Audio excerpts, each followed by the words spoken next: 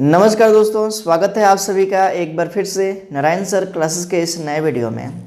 Class 12 chemistry का chapter 3 जो है इलेक्ट्रोकेमिस्ट्री यानी कि वैद्युत रसायन, और इसमें हमने बता दिया है नॉर्स इक्वेशन तक।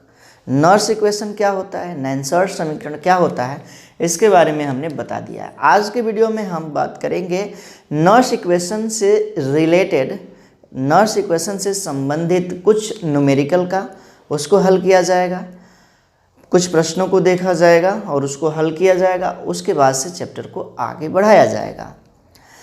तो यहाँ पे नॉर्स इक्वेशन में हमने बताया था कि नॉर्स इक्वेशन क्या होता है, फिर भी हम जो है उसका एक बार फिर से रिवीजन करेंगे। यहाँ पे देखिए क्या है ये नॉर्स समीकरण।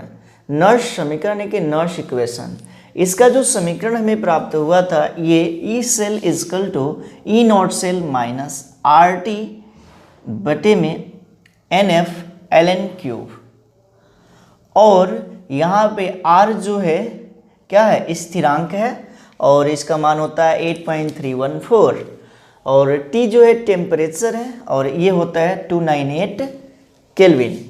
उसके बाद से एन नंबर ऑफ इलेक्ट्रॉन है, यानी कि समीकरण में इलेक्ट्रॉन स्थानांतरण जितने भी होते हैं उसी की संख्या, स्थानांतरित इलेक्ट्रॉनों की संख्या। उसके बाद से एफ फैराडे स्थिरांक है जिसका मान होता है 96500।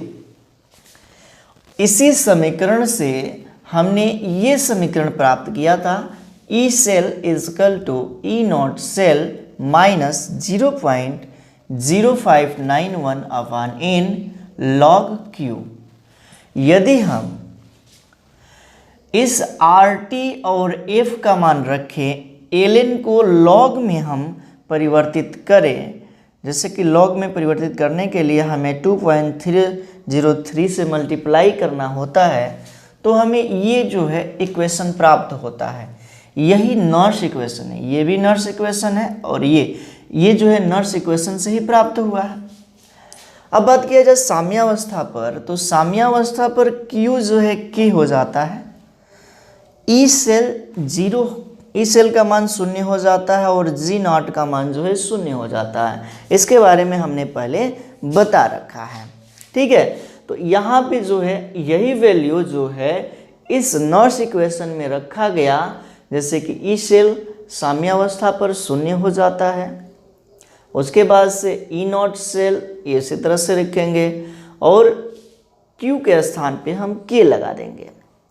अब इससे क्या हो गया यहाँ पे कि हमें एक नया इक्वेशन प्राप्त हुआ, E not cell is equal to 0.0591 upon N log K, और इसका भी यूज होगा न्यूमेरिकल में। अब बात किया जाए कि G के लिए डेल्टा G, जिससे कि गिब्ज ऊर्जा कहा जाता है, हमने बता रखा है पहले ही। तो गिब्ज ऊर्जा डेल्टा G बराबर एक सूत्र हमने बताया था, delta G not plus R T L N Q. यदि साम्यावस्था पर हो तो G जो है क्या हो जाता है, 0 हो जाता है। तो वही G का मान हमने 0 रखा, तो हमें ये एक समीकरण प्राप्त हुआ, डेल्टा G बराबर minus R T L N K. उसके बाद से यदि इस एल एन को लॉग में चेंज किया जाए तो हमें मल्टीप्लाई करना होता है 2.303 का, ठीक। इतनी बातें जो है हम लोग जान चुके हैं। ये जो है यहाँ पे एक रिएक्शन हमने लिखा है, ये भी पहले हमने बता दिया है।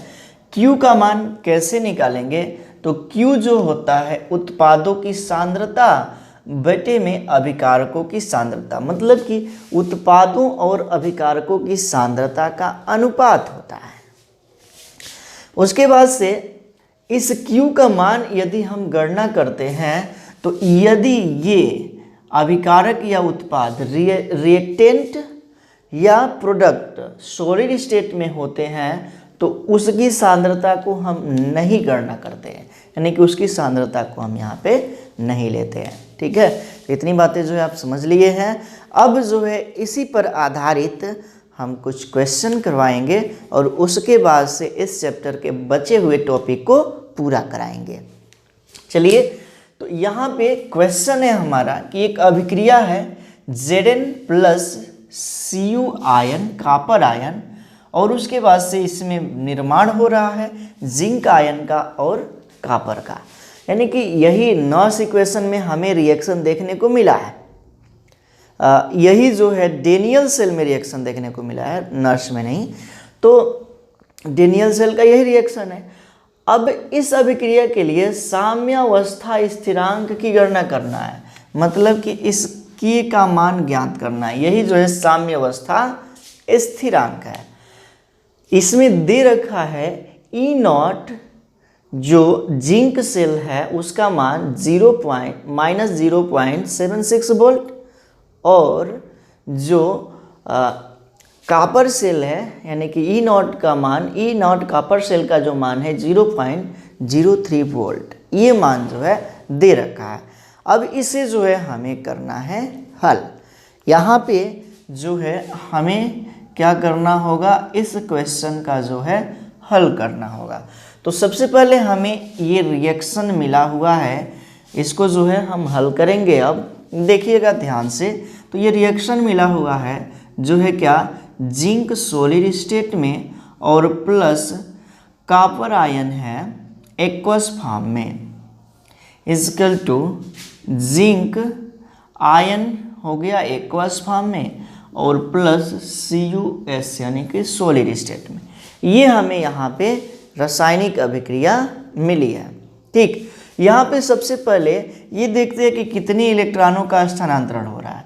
तो जिंक जो है 2 इलेक्ट्रॉन का स्थानांतरण किया और 2 धनायन बना लिया, मतलब कि 2 इलेक्ट्रॉन को निकाला, त्याग किया। कॉपर ने 2 इलेक्ट्रॉन ग्रहण किया, 2 इलेक्ट्रॉन का ये क्या कर रहा है, तो ग्रहण, और ये कर रहा है त्याग। तो 2 इलेक्ट्रॉन का ये ग्रहण कर रहा है तो ये सॉलिड स्टेट में जा रहा है। इसका मतलब ये है कि यहाँ पे नंबर ऑफ इलेक्ट्रॉन जो स्थानांतरित हो रहा है उसकी संख्या 2 है, यानी कि n = जो है 2 है। n का मान हमें यहाँ से प्राप्त हो चुका है। उसके बाद से यहाँ पे दे रखा है ई नॉट Zn पे 2 धनायन जिंक का जो मान है -0.76 वोल्ट, इसका मान दिया है। उसके बाद से ई नॉट Cu पे 2 धनायन, उसके बाद से Cu = प्लस का 0.34 वोल्ट, ये मान जो है दिया है। जो कुछ भी क्वेश्चन में मान दिया रहता है उसको जो है हम सबसे पहले लिख लेते हैं, नोट कर लेते हैं। और यहाँ पे पूछ क्या रहा है, तो साम्य स्थिरांक K का मान पूछ रहा है, साम्य स्थिरांक K का मान पूछ रहा है।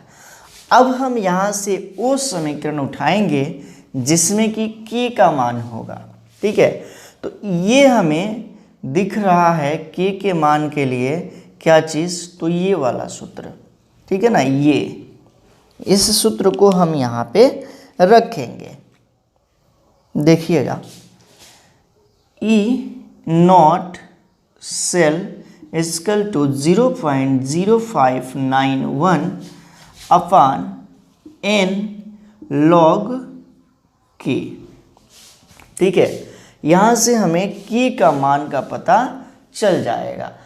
लेकिन हमें ई नॉट सेल का मान पता करना है, तो ई नॉट सेल के लिए हमने एक सूत्र बताया है, क्या, तो E naught ReD minus E naught OX, E naught ReD minus E naught OX। अब यहाँ पे देखिए, रिडक्शन वह क्रिया जिसमें इलेक्ट्रॉन ग्रहण किया जाए, तो ये वाला ग्रहण हो रहा है, ये सेल कॉपर सेल, और कॉपर सेल का मान हमें दे दिया है कितना, तो 0.34 वोल्ट। और ई नॉट OX यानी कि ऑक्सीडेशन, जिसमें इलेक्ट्रॉन का त्याग हो रहा है, यानी कि जिंक सेल की बात हो रही है, और जिंक सेल का मान दे दिया है कितना, तो माइनस का 0.76 वोल्ट। ये माइनस माइनस जो है प्लस हो जाता है, माइनस माइनस जो है क्या हो जाता है, प्लस। कुल मिलाकर के ये आ जाएगा 1.1 वोल्ट, 1.1 वोल्ट। हमें जो इसका मान आ गया। अब इस मान को इस सूत्र में रखेंगे, इस समीकरण में, तो ये हो जाएगा 1.1 वोल्ट इजकल टू 0.0591 अपान ये जो n का मान है कितना है 2 है, हमने यहाँ पे रख दिया 2 और log k इस k का मान हमें ज्ञात करना है, ठीक है ना, इस k का मान। तो log k इजकल टू हो जाएगा कितना, तो 1.1 इंटू 2 अपान क्या हो जाएगा, तो 0.0591, यानी कि इसमें इसका मल्टीप्लाई करेंगे और log k का मान निकालना है, तो ये 0.0591 जो आ जाएगा नीचे, ठीक है। अब जो है हमें k चाहिए, log का तो मान चाहिए नहीं, तो इस log को इस साइड में लेकर के जाएंगे। तो जैसे ही इस साइड में लेकर के जाएंगे बराबर के बगल, तो ये जो log है एंटी लॉग में चला जाएगा। यदि log x बराबर y है तो x बराबर हो जाएगा anti log y, x is equal to हो जाता है, ये log इधर जाता है तो हो जाता है एंटी लॉग y। तो वही चीज़ हम यहाँ पे करेंगे, log तो यहाँ पे हमें एंटी लॉग करना है, तो वही चीज़ हम यहाँ पे करेंगे, क्या चीज़, तो k इजकल टू हो जाएगा एंटी लॉग इंटू 1.1 इंटू 2 अपान 0.0591, और यही हो जाएगा आपका क्या चीज़, तो इस क्वेश्चन का आंसर। यही क्या हो जाएगा, तो इस क्वेश्चन का जो है आंसर हो जाएगा, ठीक है। तो यहाँ पे आ गया k का मान, हमें k का ही मान ज्ञात करना था। तो यहाँ पे जो है एक क्वेश्चन हमने कंप्लीट कराया जो पूछ रहा था साम्य स्थिरांक का मान, यानी कि k का मान पूछ रहा है। तो ये समझ में आया होगा। अब जो है हम अगला क्वेश्चन यहाँ पे करेंगे। चलिए अगला क्वेश्चन लिख लेते हैं और उसके बाद से उसके बारे में जानते हैं। तो दूसरा क्वेश्चन देखते हैं। दूसरा क्वेश्चन क्या है, तो दूसरा क्वेश्चन कर रहा है कि डेनियल सेल के लिए मानक इलेक्ट्रोड विभव 1.1 वोल्ट है। निम्नलिखित अभिक्रिया के लिए मानक गिब्ज ऊर्जा का मान परिकलित कीजिए। तो यहाँ पे ये अभिक्रिया है और इस अभिक्रिया के लिए जो है मानक गिब्ज ऊर्जा का मान पूछ रहा है। इसका मतलब क्या है, तो इसका मतलब ये है कि डेल्टा जी नॉट का जो मान है इसे पता करना है। डेल्टा जी नॉट का मान हमें पता करना है। क्या क्या दे रखा है इसमें, तो सबसे पहली बात कि मानक इलेक्ट्रोड विभव दिया हुआ है।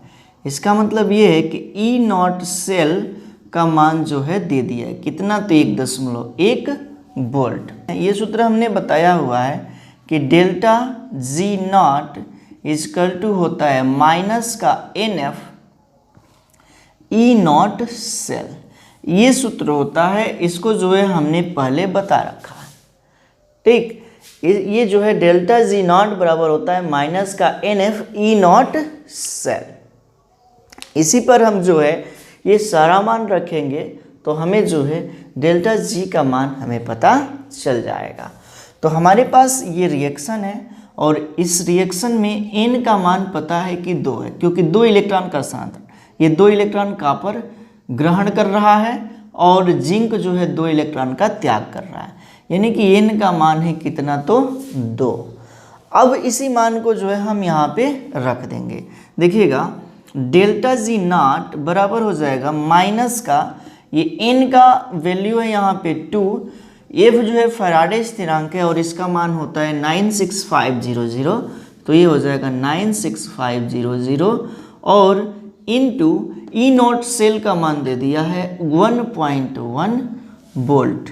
अब इसका आप कैलकुलेशन करेंगे तो डेल्टा जी का मान जो है पता चल जाएगा।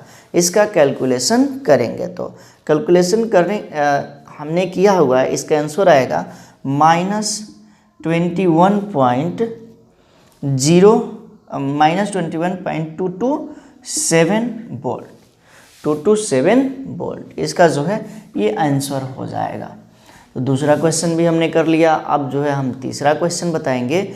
तीसरा क्वेश्चन कौन सा है, इसको जो है हम बोर्ड पे लिख लेते हैं और उसके बाद से उसको जो है हल किया जाएगा। अब हमने यहाँ पे तीसरा क्वेश्चन लिख लिया है और तीसरा क्वेश्चन को जो है हल किया जाएगा। ये सारा क्वेश्चन जो है एनसीईआरटी का है, कहीं इधर उधर का नहीं है, सब जो है एनसीईआरटी बुक में दिया हुआ है। आप उसे मिला सकते हैं, देख सकते हैं, आपके पास बुक होगी। देखिएगा अगला क्वेश्चन, निम्नलिखित अभिक्रिया का साम्य स्थिरांक परिकलित कीजिए।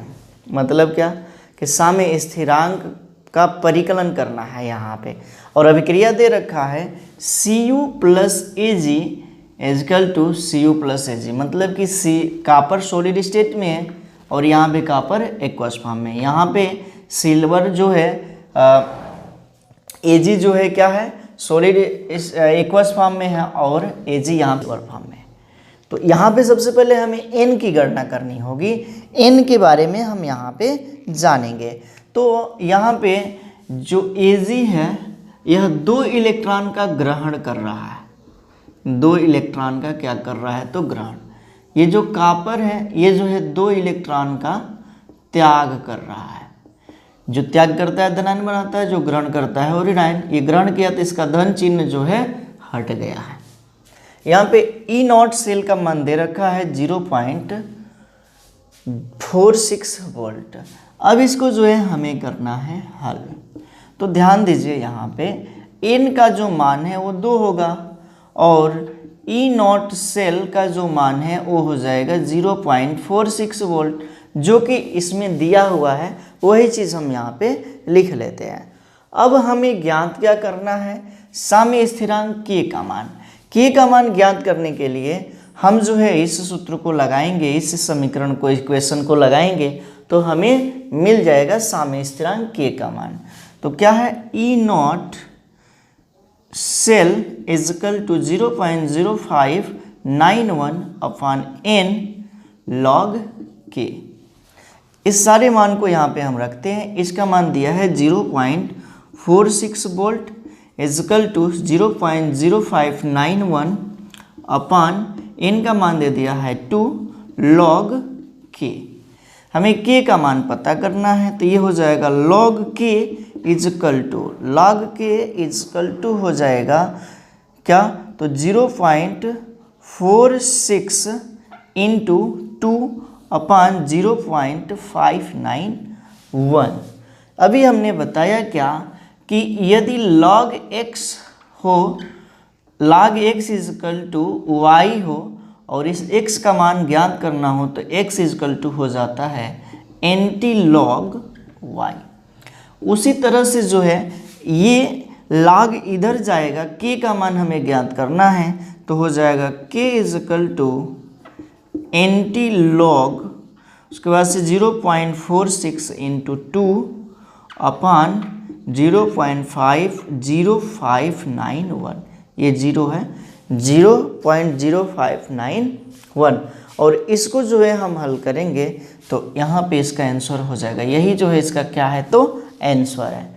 ठीक है, तो हमने जो है तीसरा क्वेश्चन भी कर लिया। अब जो है चौथा क्वेश्चन करेंगे और वो लास्ट होगा और उसके बाद से जो है हम टॉपिक स्टार्ट करेंगे जो भी छूटा हुआ है। चलिए तो चौथा क्वेश्चन देख लेते हैं। और चौथा क्वेश्चन क्या होगा यहाँ पे, तो एक सेल जिसमें निम्नलिखित अभिक्रिया होती हैं और ये जो है रिएक्शन है, ये जो है अभिक्रिया है जिसमें कि Fe पे 3 पॉजिटिव चार्ज है प्लस 2I पे 1 निगेटिव चार्ज, तीर का निशान है, उसके बाद से 2Fe पे 2 पॉजिटिव चार्ज प्लस I2। ये रिएक्शन है। इसमें कह रहा है कि 298 केल्विन ताप पर ई सेल 0.236 वोल्ट है। इस सेल का जो मान है 0.236 यानी कि 236 वोल्ट है। अब सेल अभिक्रिया का मानक गिब्ज ऊर्जा और साम्य स्थिरांक का परिकलन करना है। मानक गिब्ज ऊर्जा और साम्य स्थिरांक के मान का गणना करना है यहाँ पे। इसका मतलब है कि किस चीज़ की गणना करनी है, तो मानक गिब्ज ऊर्जा G0 का पता करना है और इसके साथ साथ साम्य स्थिरांक k का भी मान जो है यहाँ पे ज्ञात करना है। दो क्वेश्चन यहाँ पे दे रखा है। अब जो है दो दो चीज़ों का मान यहाँ पे हमें ज्ञात करना है। इसमें क्या क्या दिया हुआ है, तो सबसे पहले n का मान देखते हैं इस रिएक्शन से। तो यहाँ पे देखिए ये आयरन है और 3 पॉजिटिव चार्ज में है और यहाँ पे 2 पॉजिटिव चार्ज में आ गया, मतलब कि इलेक्ट्रॉन ग्रहण कर रहा है। इलेक्ट्रॉन क्या कर रहा है, तो ग्रहण कर रहा है। यहाँ पे एक इलेक्ट्रॉन का जो है ग्रहण किया है, इसलिए 3 चार्ज से 2 चार्ज हो गया है, और 2 आयरन है तो 2 इलेक्ट्रॉन का ग्रहण करेगा। उसी तरह से 2i पे निगेटिव चार्ज है, 1i पे 1 निगेटिव चार्ज होगा तो 2 पे 2 निगेटिव चार्ज। अब ये जो है 2 इलेक्ट्रॉन का त्याग करेगा तब जा कर के ये I2 फॉर्म में आएगा। इसका मतलब कि यहाँ पे इलेक्ट्रॉनों का स्थानांतरण की जो संख्या है वो 2 है। n का जो मान है कितना है, तो 2 है। उसके बाद से E0 सेल का जो मान दे दिया है 0.236 वोल्ट। अब इससे कह रहे हैं कि G का मान ज्ञात करना है, तो हमने अभी बताया एक समीकरण जो क्या है, delta G is equal to -NF E0 cell. Delta G का मान हमें ज्ञात करना है। n का मान कितना होता है, तो n का मान जो होता है वो 2 यहाँ पे निकाला गया। उसके बाद से f का मान जो है कितना होता है, तो 96500, ये मान जो है यहाँ पे हमने पहले से ही रखा है। उसके बाद से इनटू हो जाएगा ई सेल का मान। ई सेल का मान यहाँ पे दे रखा है 0.236 वोल्ट। इसका जो है आप गणना करेंगे तो इसका आंसर यहाँ पे मिल जाएगा। अब जो है के का मान कह रहा है, तो हम जो है इस फार्मूले को लगाएंगे। चलिए E0 cell is equal to 0.0591 upon n log k। तो यहाँ पे ई सेल का मान दिया है 0.236 plus is equal to 0.0591 upon n का मान जो है 2 है। n का जो वैल्यू है कितना है, तो 2 है, और ये हो जाएगा log k। अब log k इजकल टू हो जाएगा 0.236 इंटू 2 और अपान हो जाएगा 0.0591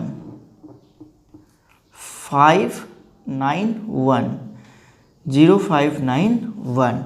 अब अभी जो है हमने एक वैल्यू बताया, क्या चीज़, तो यदि log x हो, log x is equal to y,